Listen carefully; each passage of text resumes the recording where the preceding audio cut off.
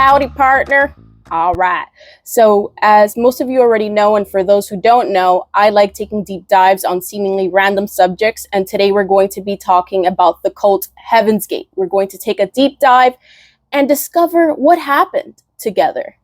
So, let's dive in. 25 years ago inside this Rancho Santa Fe mansion, and it is still the largest mass suicide on U.S. soil. 39 members of a cult called Heaven's Gate found dead after overdosing on barbiturates mixed with pudding. Now, we would later learn that they killed themselves believing their souls would board a spaceship following a comet, taking them to another level of existence above human. Now, I want you guys to be honest with me, okay?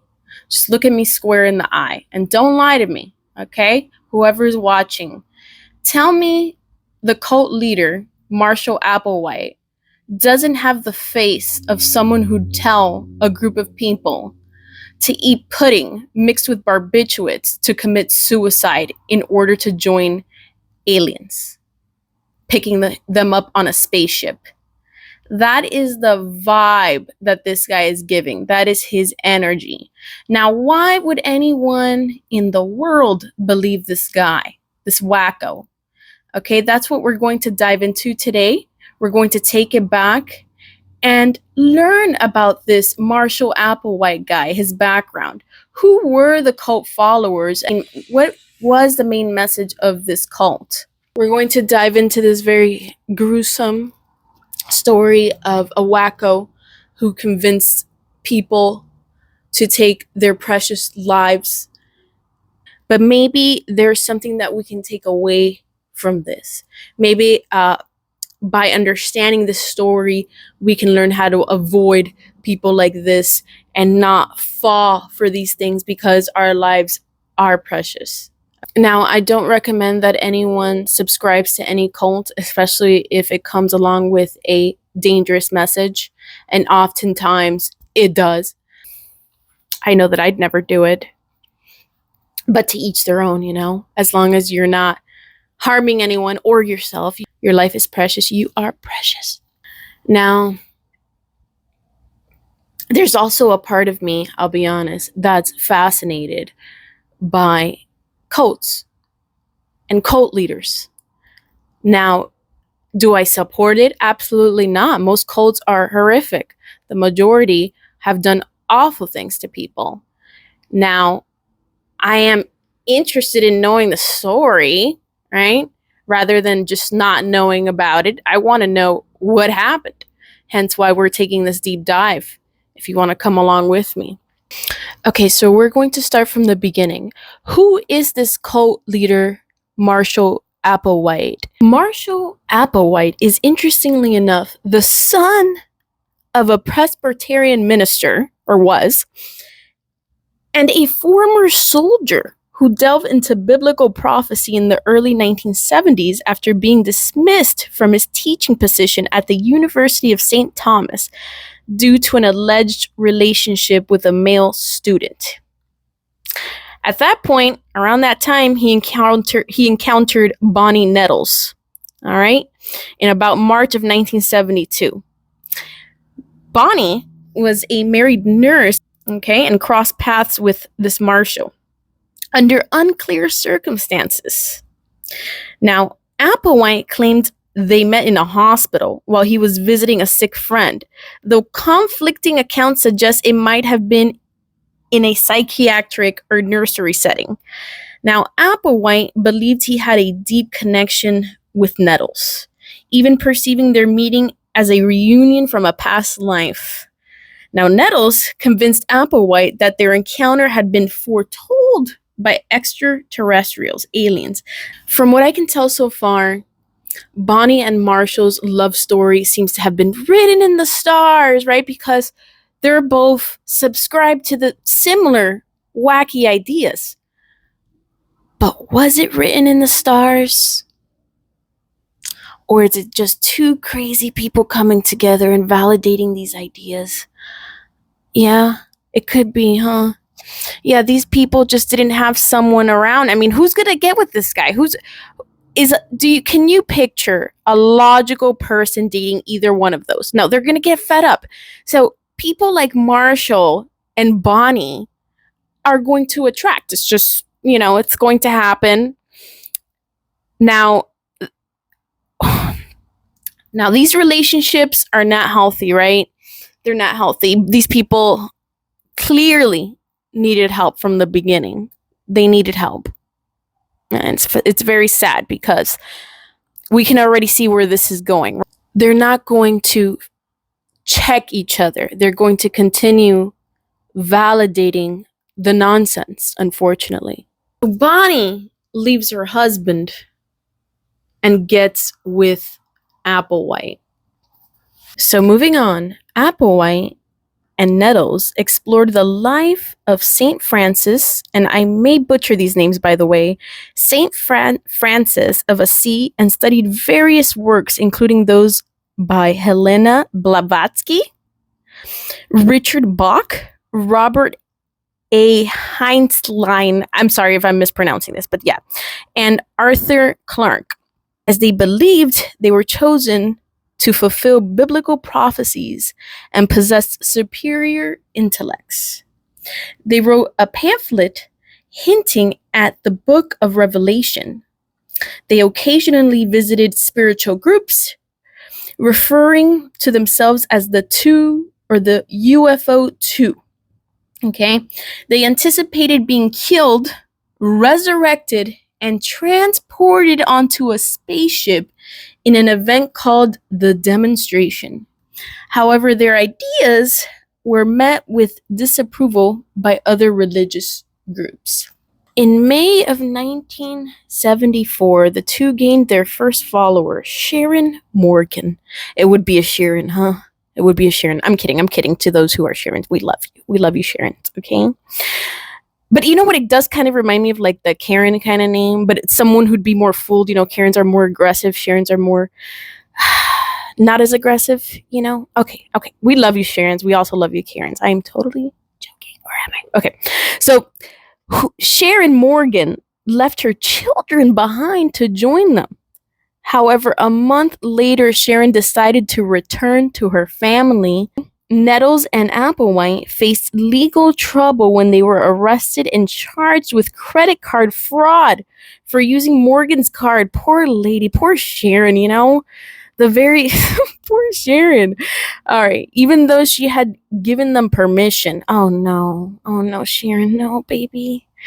The charges were eventually dropped. However, during a routine check, it was discovered that Applewhite had stolen a rental car in St. Louis 9 months prior and still had possession of it. These people were criminals. As a result, Applewhite spent almost 6 months in jail, primarily in Missouri. He was released in early 1975 and reunited with his boo thing, Bonnie Nettles, Miss Bonnie Nettles herself. Eventually, Applewhite and Nettles made the decision to make contact with extraterrestrials, aliens, and began seeking followers who shared their beliefs. Well, of course. Through advertisements, they organized meetings where they recruited disciples referred to as the crew. At these gatherings, they claimed to represent beings from another planet called the Next Level, who were conducting an evolutionary experiment. Of course. In September of 1975, Applewhite and Nettles delivered a sermon at a motel. Of course, why wouldn't it be at a motel? Look at this face. This is mixed barbiturates with pudding. Motel face, okay? Anyway, they promised that participants who joined the experiment would attain a higher level of existence.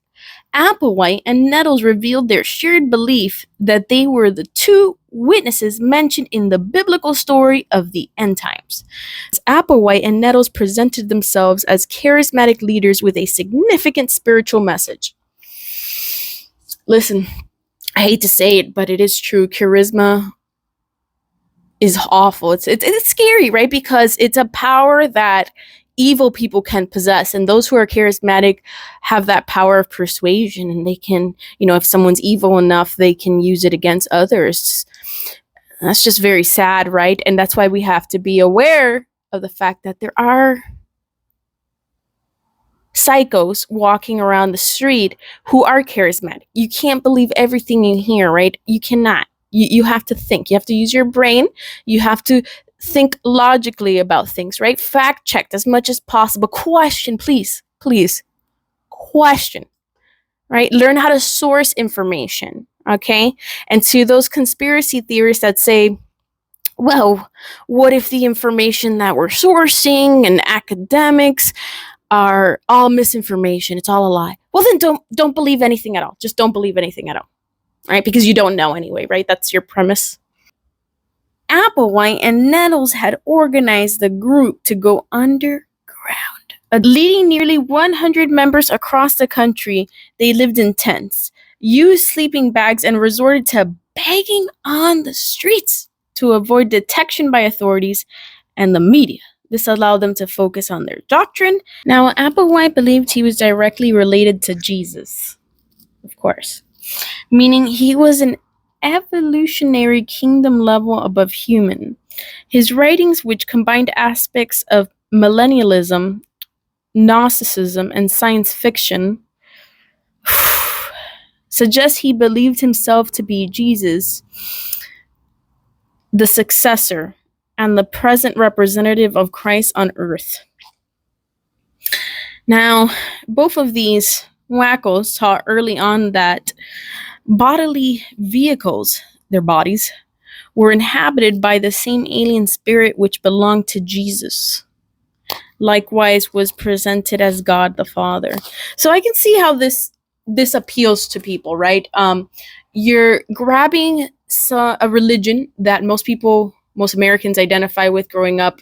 There's a lot of Christianity going on. Not that there's anything wrong with it. For the most part, Christianity is fine, right? It's not very dangerous. It's not dangerous oftentimes. So it's something that people grow up around, but at the same time, there's science fiction going on. A lot of people are watching Star Trek. They're into space-related stories. And if you combine the two, it's just a perfect storm for people that are unfortunately lost, and gullible.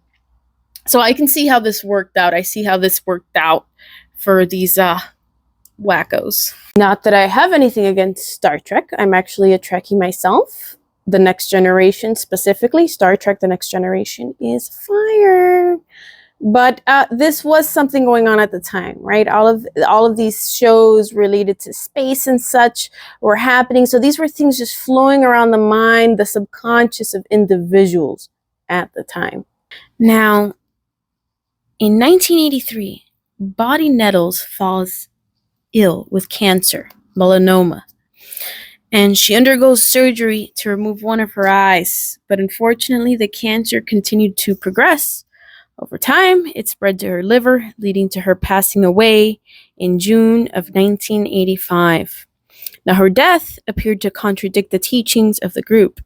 But Applewhite later offered an explanation and justification, stating that Nettles had simply moved on ahead of the group in accordance with their beliefs. Now, at this point, I'm sure, probably, most likely, Applewhite is devastated over Bonnie's death. And so, in 1996, the cult rents a large house, which they called the monastery. Mansion! How did they afford this? How could they afford this? I don't know. That part I don't know. It's a mansion located in Santa Fe, California. Rancho, Santa Fe, California. They paid $7,000 per month. Oof, even with inflation and how high property value is right now, this is a lot of buckaroos in cash. Oh, these motherfuckers. They were probably money laundering for sure. All right. So that same month, the group purchased alien abduction insurance. What the fuck? Is that a thing? That would cover up to 50 members and would pay out $1 million per person. Wow. This is unbelievable. Now, Marshall Applewhite taped himself in Dew's final exit, speaking of mass suicide, and the only way to evacuate this earth after asserting that a spacecraft was trailing comet Hale-Bopp, okay? And that this event would represent the closure of Heaven's Gate. We'll title this tape Planet Earth About to be Recycled. Your only chance to evacuate is to leave with us. Planet Earth about to be recycled. Your only chance to survive. Now, Applewhite persuaded 38 of his followers to prepare for ritual suicide so their souls could board the supposed craft, which would take their souls to another level of existence above humans. So their preparations included each member videotaping a farewell message. We just sat there and gasped as each one of these members said their goodbyes. The former Army paratrooper. I just want to say how thankful I am to Doe and T for helping me and taking me under their wing, and all my classmates have been so great to me and all the problems I've caused. The youngest member of the group, age 25. The oldest at 71, a mother of 3. My thoughts in these last hours are only of joy and wonder at the thought of going home. Why am I here? What is the meaning of life? Since I've been in the class, I've learned the answers to all of those. And couldn't be happier about what we're about to do. To kill themselves, members took a mix of applesauce pudding and washed it down with vodka. I forgot to include that part. He also has that face. He has the pudding, vodka, and barbiturates face. All right. So they also mix this up with barbiturates. Okay. All 39, including Applewhite, were dressed in identical black shirts and sweatpants. Okay. Brand new black and white Nike. Oh, Nike, I feel so bad for you. Oh, no. This is bad. This is bad press. I wonder, you know what? I wonder what happened when, to the stock price of Nike around this time. That'd be hilarious to look up. That'd be pretty funny. Okay. So decades. So they were all wearing Nike shoes, the tracksuit and all that. All right. So these people, let's see what else happened here. Okay, and they also had an armband patch reading Heaven's Gate away team. Fascinating. All right.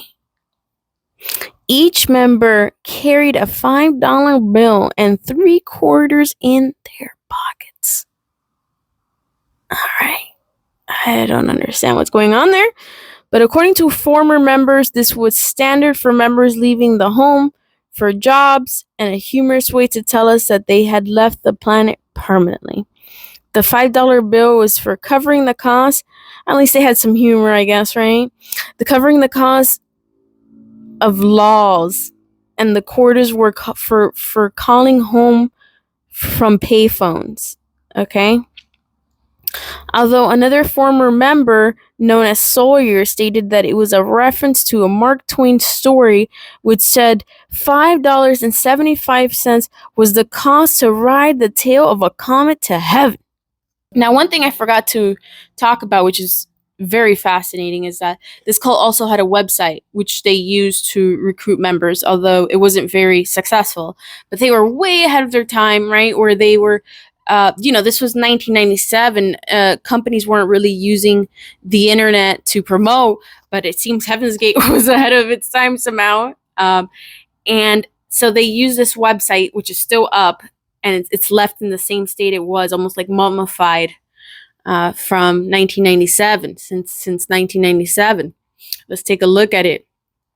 I'm not going to read that whole thing, but basically this is their goodbye, like come with us or it's too late sort of message. Here you can take a look at it. And if you look at the digital artwork is fascinating. These people were definitely out of their time. Marketing strategies were on point, as wacko as they are. Fascinating. their digital design has that vaporwave aesthetic, right? They have this MySpace profile aesthetic going on, right? It's very bopping, but all it's missing really is just a song, a very, I wear my sunglasses at night so I can, something like that on the website would have been really cool.